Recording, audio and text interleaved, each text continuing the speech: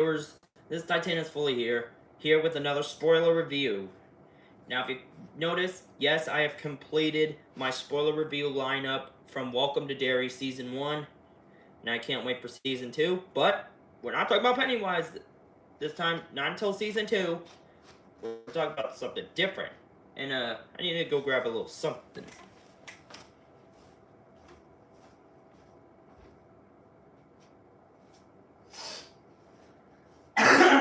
Excuse me.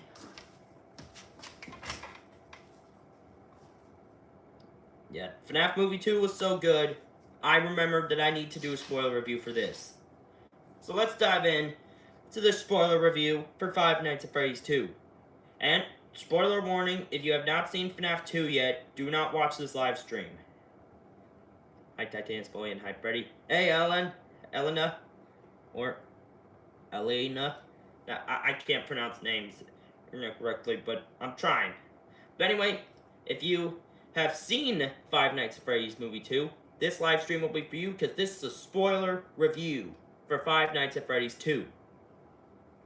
So without further ado, Freddy, shall we dive into the spoiler review? I think that means yes. So starting things off, we open in 1982, which is probably a couple years before the first film. And I was like, are we going to get the bite of 83 in this? Well, nope. That's not until either FNAF 4 or if they do a FNAF 4. I hope you join my live stream tomorrow. I will. I'll try my best. So, yeah. So we get introduced to a Charlotte and a young Vanessa in the FNAF 2 pizzeria. And then Charlotte sees that some kids were dragged in by William Afton in the yellow rabbit suit. And is like, hey, come here. Yeah, come here. You're coming with me. Charlotte tries to warn everyone, but they ignore them. They ignore her and start doing their own business. So Charlotte's like, you know what? Forget you adults. I'll just go in there myself. And of course, young Vanessa's like, don't go in there. It's too dangerous. But Charlotte doesn't care. She wanted to save those kids and is like, I'm going in. I'm going in. The adults won't help me. I'm going in. So she sees that the kid is lying down while William Afton is either cleaning, I think, his knife or probably something from his suit.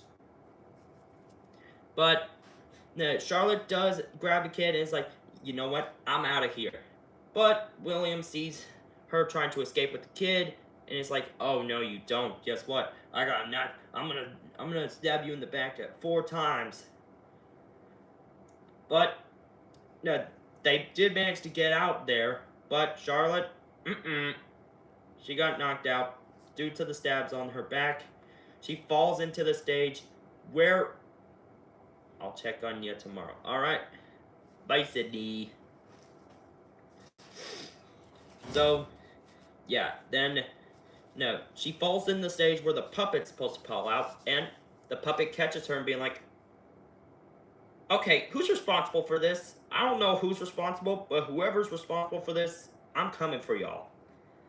Then we get the sick intro, now, which kind of looks related to the first movie, but this time with the toy animatronics and the marionette. And the opening opens with Vanessa waking up from a nightmare. I doubt that was the opening for either a flashback to Vanessa's childhood. I mean, not even from that. But that depends. And of course we check in with Abby and Mike. Yes, they're in a new house, so like they're not in that sort of difficulty or kind of old house from the first movie. They're in a new house and they're trying to, paint it and stuff to make it look like their own. But Abby is a little worried about the other animatronics from the first movie that got trapped in the other pizzeria. And she's like, they should be alive, I gotta help them.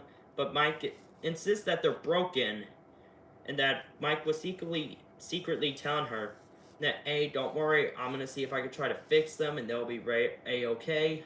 But it turns out that he's lying just to make Abby think that they're dead and that they're not coming back.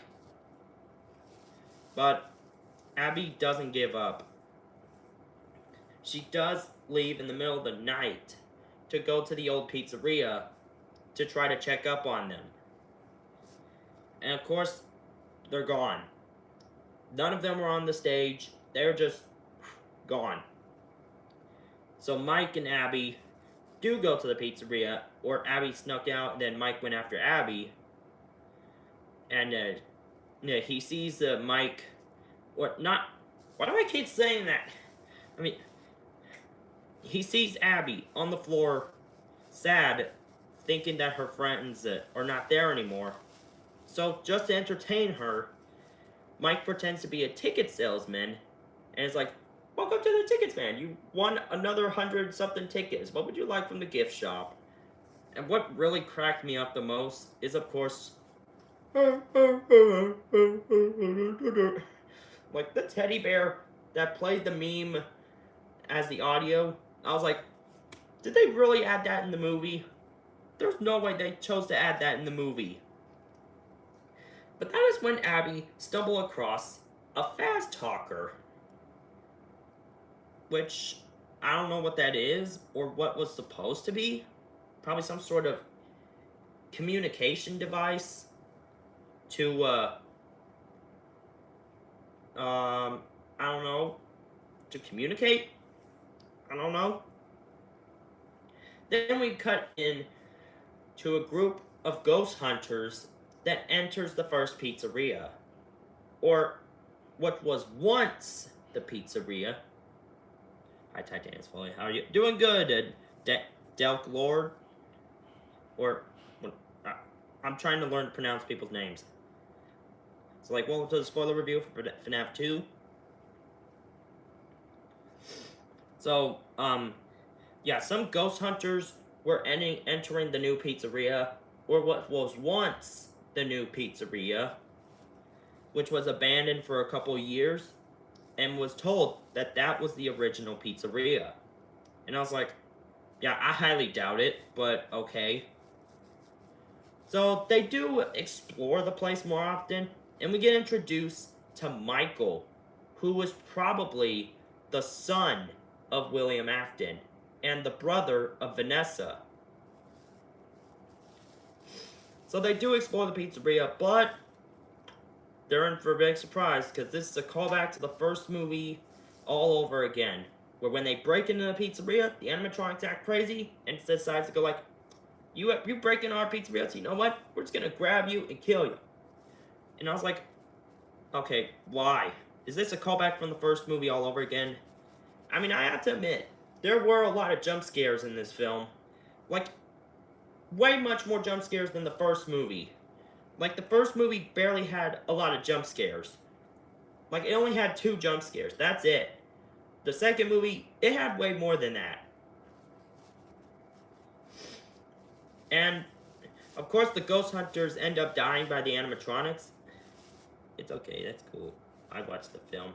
I love how the wizards are just prototypes before the classic. Yeah, I know that too.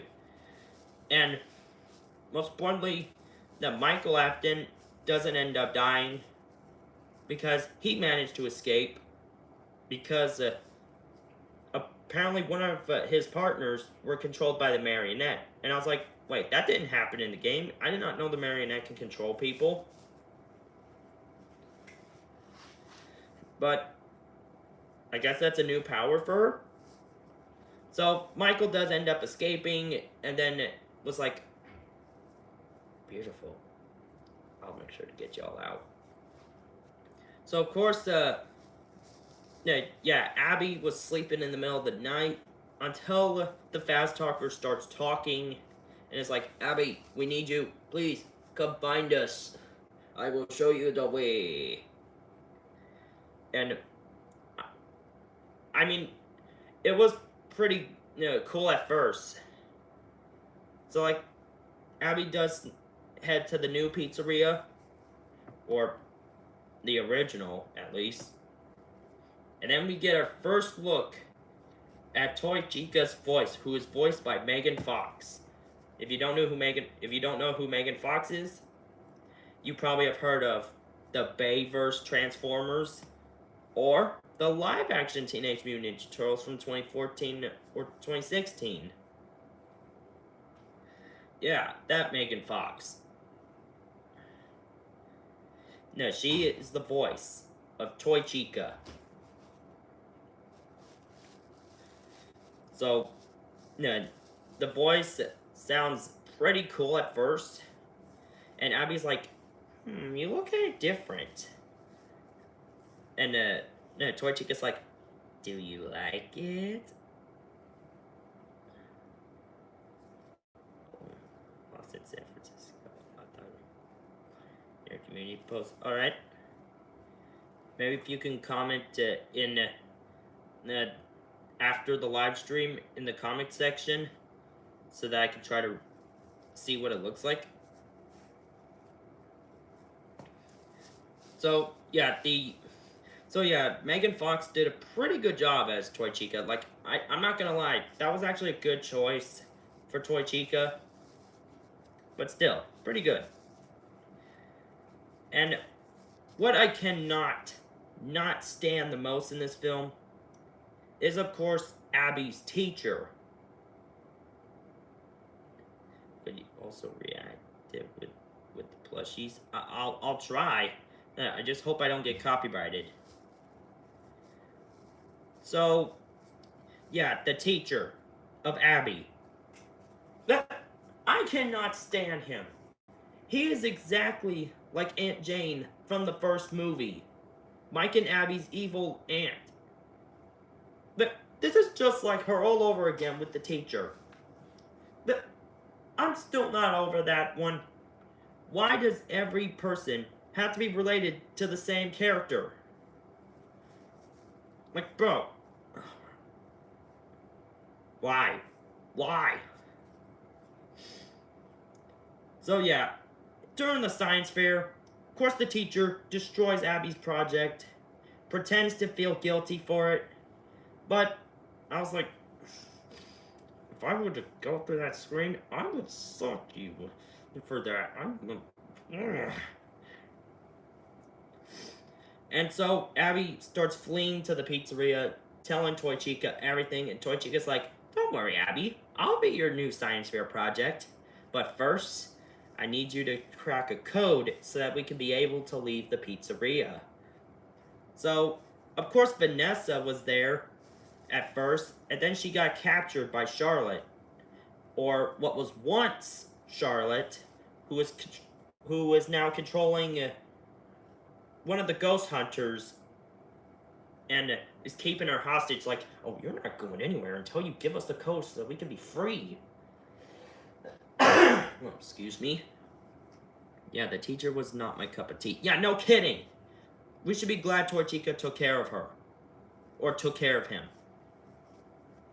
So, yeah, we then head into Toy Chica, trying to give Abby the code so that they can all be set free from the pizzeria. And then we get a good look at Toy Bonnie and Toy Freddy. And I was like, ooh, so I heard Matt Pat is going to be voicing Toy Bonnie. I wonder what he sounds like. And once the code is done, they were now free to leave the pizzeria, but they don't know how to get to the school. So, guess who got the ride? Corey X Kenshin. Now, makes a debut once again. And he's like, bro, are you kidding me? You again? But instead of Golden Freddy, it's actually Toy Chica, who has her beak out and is like, oh, thank you, Abby. Let me just put that back in. And Corey's like, no. I gotta get a new job. And I really hope he's still the taxi driver again for FNAF 3. If they do a third movie. So yeah, and we cut back to the school where the teacher is getting even more furious, thinking that Abby made a mascot of Toy Chica pretending to be her project, calling her a disgrace to the school. and Toy Chica's not having it. And I was like, Toy Chica, you better teach this guy a lesson, because I have had enough with him. He is just like Aunt Jane from the first film. And of course, Toy Chica took care of him. She drags him into a classroom, or an engineering classroom, I think. She then grabs his head and is like, I want to know exactly what's going on inside your head. And then, it was kind of a disturbing kill. And I was like, you know what, good riddance. He was a very bad person, kind of like Aunt Jane. I'm glad that Toy Chica took care of him. And Toy Chica's like, just as I thought, nothing. And I was like, what? Yeah. She did a Jason Voorhees kill. Yeah, I don't remember watching Friday the 13th. I heard of Friday the 13th, but I haven't watched the entire franchise, so I'll probably watch it. So then, yes, Toy Chica is now been awarded the best science fair project, but of course, Mike and Vanessa starts intruding the pizzeria, which then enters a security breach, and Toy Chica activates the prototypes, and those prototypes are the withered animatronics. Oh my lord. We get withered Foxy, withered Freddy, withered Chica, and withered Bonnie. But where is withered Golden Freddy? He was a part of the second game too. Where is he at? Was Golden Freddy in the first movie the only Golden Freddy we got to see him in? Like, really? So yeah, the prototype starts attacking Mike in the office. And of course, they do the little mask trick. You know, if you played the second game, you notice that the mask is what actually keeps the animatronics from killing you. Except for one animatronic. And that is, of course, Withered Foxy. Withered Foxy's the only animatronic that can see through the disguise. And it's like, nice try, I know that's you. I'm gonna have to take you out. And of course, while they were uploading the data to track them or deactivate them, of course, it actually succeeds. The animatronics started freezing. I mean, Golden Freddy in the first movie almost looks like Withered Golden Freddy.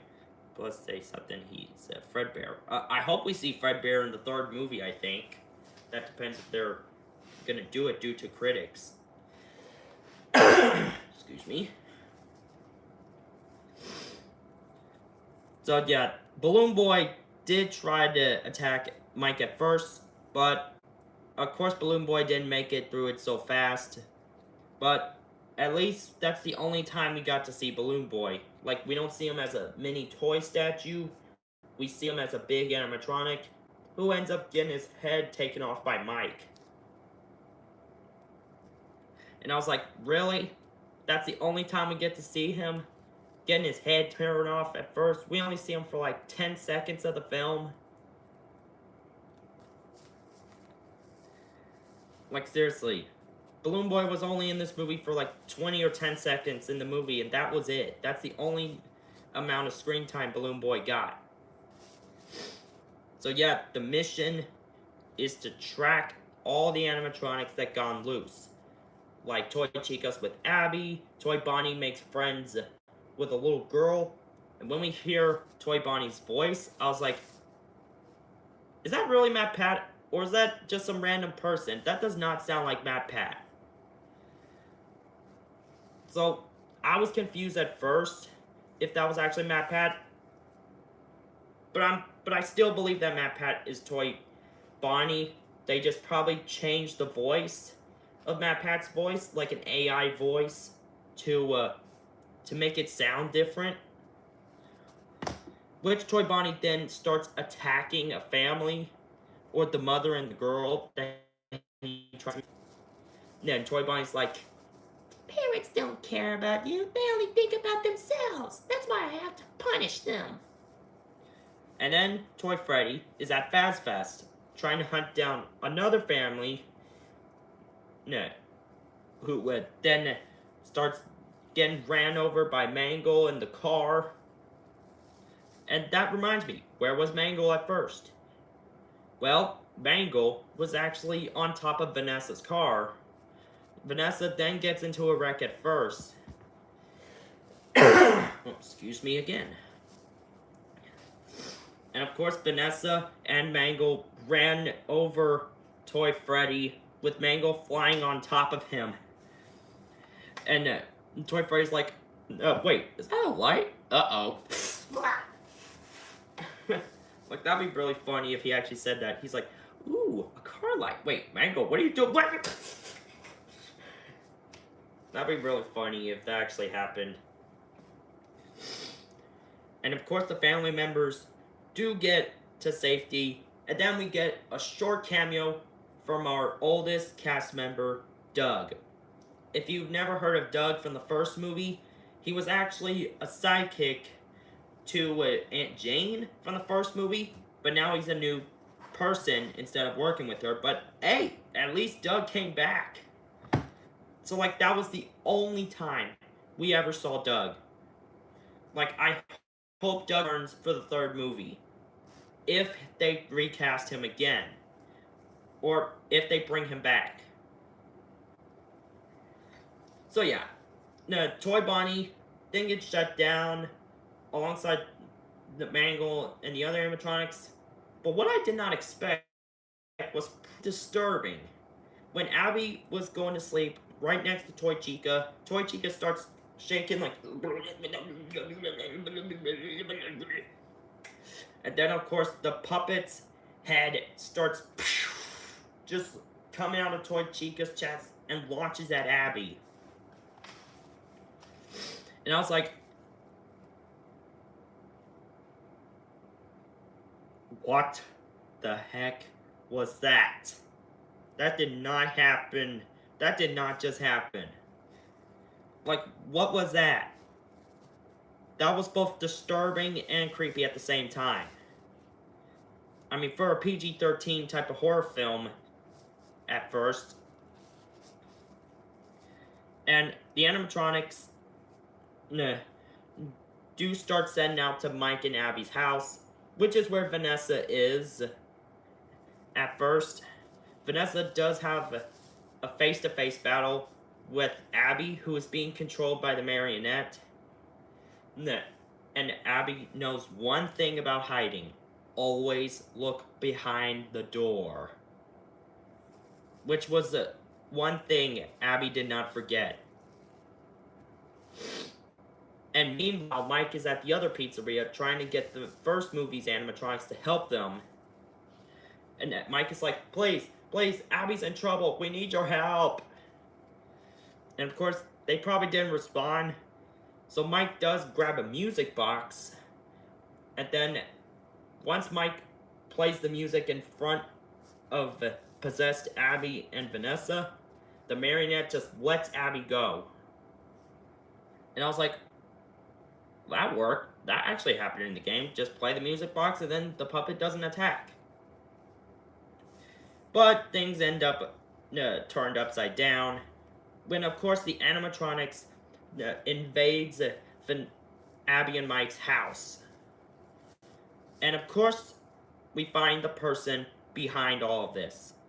And of course, it's Michael Afton, who was one of the ghost hunters who we thought would have died, but he was behind all the animatronics to begin with.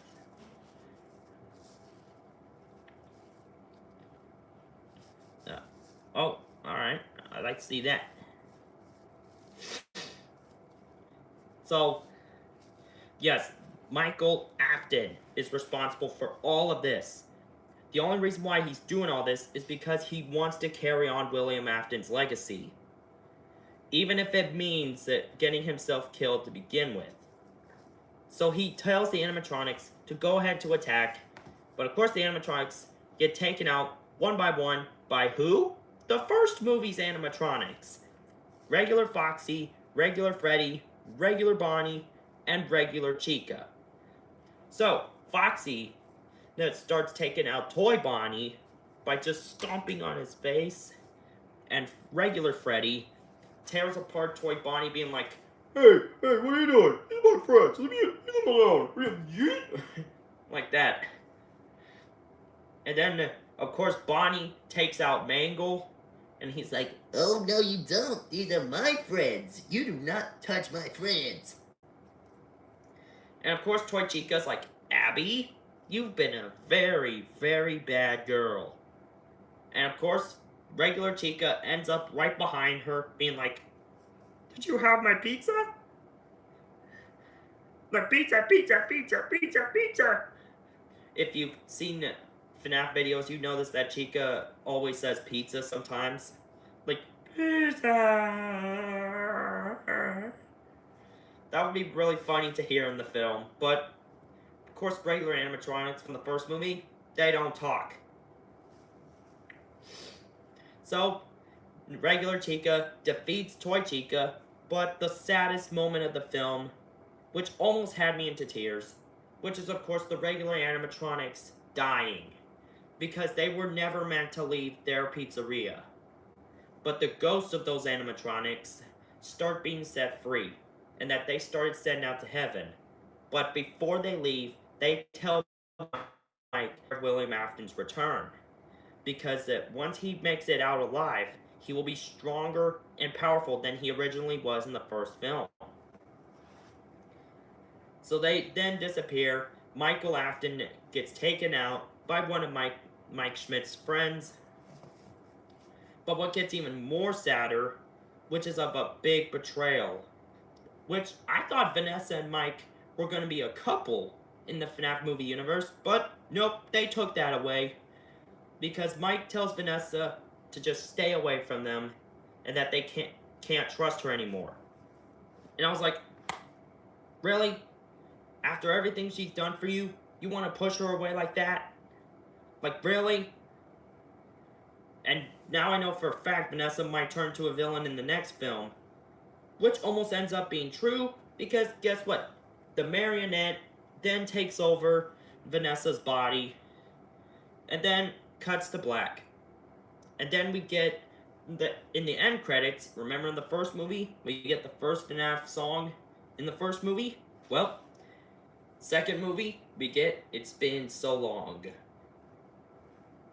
The mid-credit scene is the best. Oh, that reminds me. Let's get into those. We got through the rest of the film. Why don't we talk about those post-credits and what we can see for FNAF Movie 3. So, the post-credit scene, we then see, of course, a group of guys entering the old pizzeria from the first movie. They were going to turn this place into a horror attraction, which was like, come again? Horror attraction? What does that mean? And as they were searching, they start seeing, one of the guys that sees an animatronic locked up in a room, said, oh my goodness, we found one. A real one. If you catch that reference, you probably know who I'm talking about. Of course, our good old pal, Springtrap. Our man Springtrap will be the next antagonist of the third film, if it does get made. Like, I am so excited. Just, come on, FNAF 3, can it be worked on already?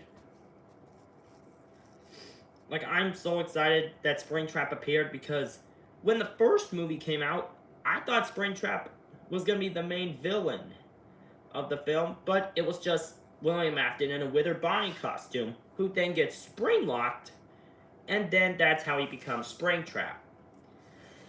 I'm hyped for FNAF 3. Yeah, me too. Like, the only way I'm excited for FNAF 3 is not even of the story, but Springtrap himself. But the bigger question is, could they have possibly set up FNAF 3 more than they did with the first and second film?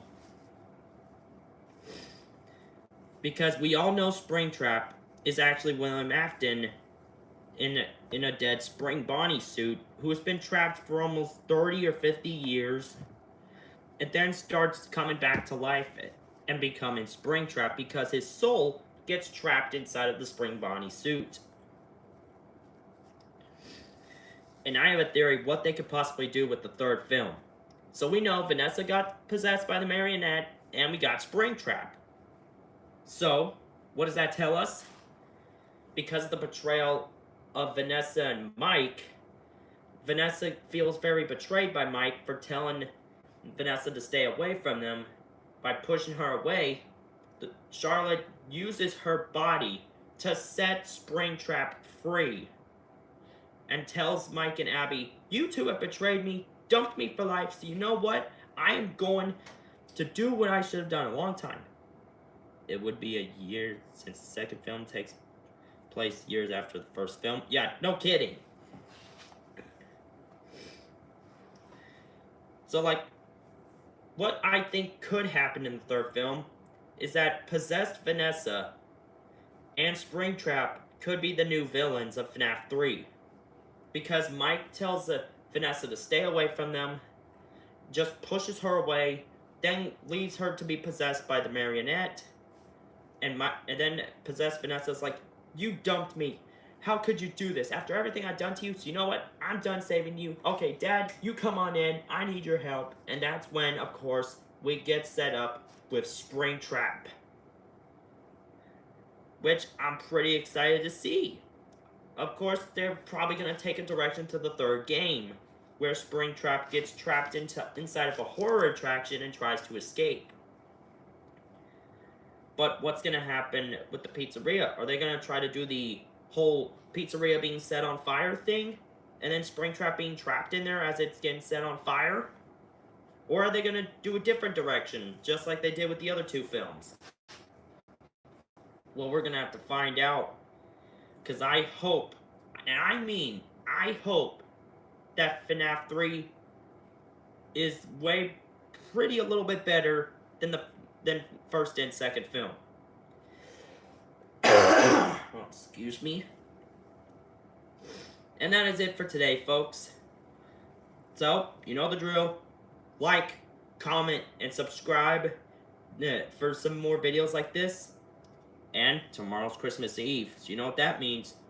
Lion Guard Cybernetic Invasion trailer tomorrow. So, you know the drill. Make sure to like, comment, and subscribe on what you want to see next. And let me know your thoughts down below on what you think FNAF 3 could be like. And as foremost, I'm Titanus Fully, and I'll see you guys in the next video. Peaces!